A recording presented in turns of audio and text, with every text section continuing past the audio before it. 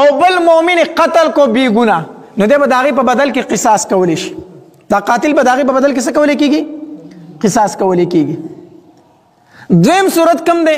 دویم صورت دا دی چې یو شادي شده سړی دی یا ښځه ده، واده واله سړی دی واده واله ښځه ده او بدکاري وکړه نو دا به سنګسارولی شي.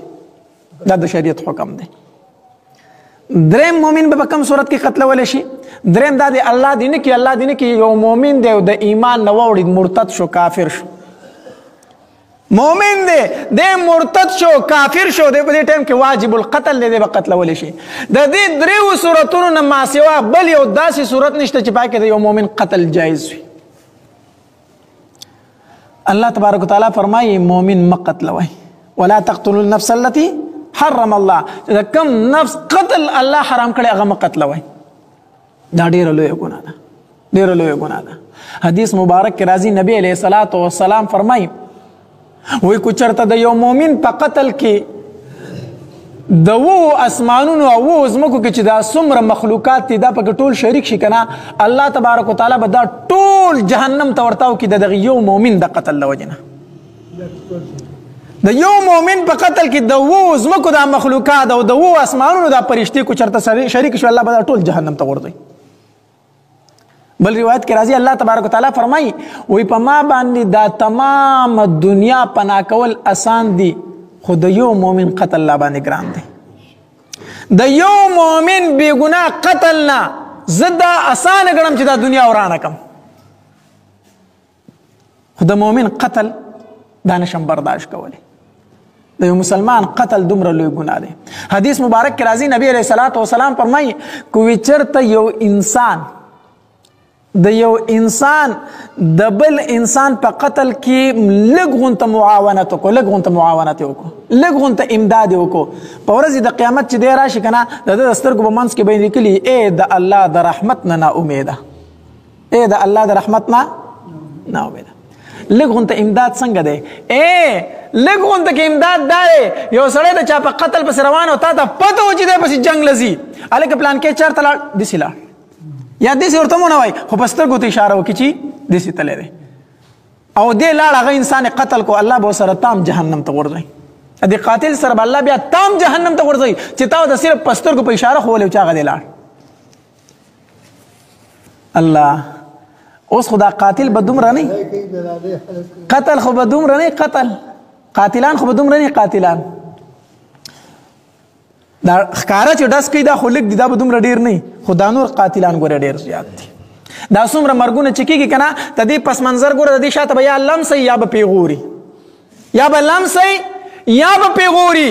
چا یو بل مؤمن ته لمسه وکړله او د هغې لمسې د وجې نه هغه لاړ او قتل یې وکړو څنګه چې هغه قاتل دی داسې دا لمسونه کوم قاتل دی دا هم قاتل دی. یاد وساته یاد لمسې دې کړې وي لمسې دې کړې وي او هغه انسان لاړ مړی وکړو ګورې تم قاتل دا به نه وایي چې زه ترې خلاص یم. کومه سزا چې دغه قاتل د په اور د جهنم کې هغه ستام ده چې ستا د لمسو د وجې نه لاړ او هغه قتل وکړو. پیغور زمونږ په پښتو معاشره کې ته لاړې او چا ته پیغور وکړو او هغه لاړ او د هغې پیغور د وجې نه یو سړی ووجې څنګه چې هغه قاتل دی داسې تم قاتل چې پیغور دې ورکړی دی. دې باندې ځان پوه کوي ګوره دا زره ځان نه یم لګیا حدیث مبارکه وونه توام نن سبا لمسې دي پیغورونه دي بس دوه تنه جنګول دي.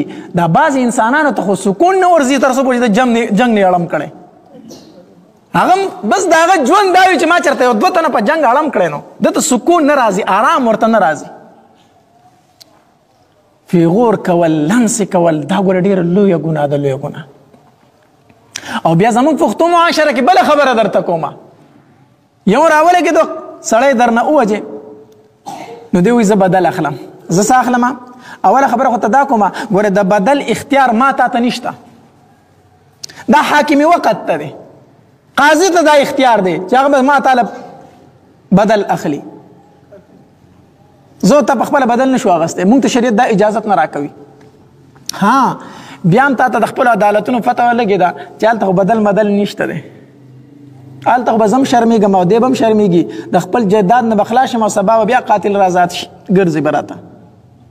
خو دا امید دی نو چې ما ته د عدالت نه انصاف نه میلاویږي او راولګي دا قاتل دی مړ کو امید درب نه داري چې الله دې په ونه نیسي امید درب نه داري ما ته ته اجازه ګورې نشته چې ما ته راولګي څوک مړ کو خو کو داسې دی او کړو چې ستا یو رشتہ داري بې ګناه قتل کړو او تراولګي د اخ کسړې دی وشتو نو بیا هم امید درب نه کېدې شي چې الله دې سکی معاف تکي خو مونږ خلک سکو وې سر الکه دا چا چې مړ کړې دمو ولای دا خواسي شری د سر سړې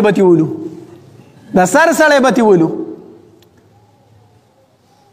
نو قاتل یو وي او دې لاړ شي په خاندان کې ولا بل سړی ووجني څنګه چې هغه قاتل او داسې تم قاتل شي څنګه چې هغه جهنمي او داسې تم جهنمي شي د سر سړی بتی ولا هغه څه ګناه ده داسې خلک کوي کنه کوي مړ نفس بدل اغسته غواړي په خاندان کې یو سړی وشته غواړي بدل اخلم نو کار سړی میتی وشتو بس هغه بزانه بیغمه ګرځي چې دغه سپیره ګناه قتل کړي ما څه ګناه کړي دی دې براولي ډز هغه به وولي داسې کېږي که نه یاد وساته څنګه چې هغه ځان جهنم ته غورځولی داسې تام ځان جهنم ته غورځو د دنیا د دې یوې خبرې دپاره چې ما ته به خلک نر ووایي چې وګوره بدل یې واغسته وګوره سړی نرو زه دنیا کې موږ ته نري خو ښکته به دې فتح ولګي چې بیا نري کوسئ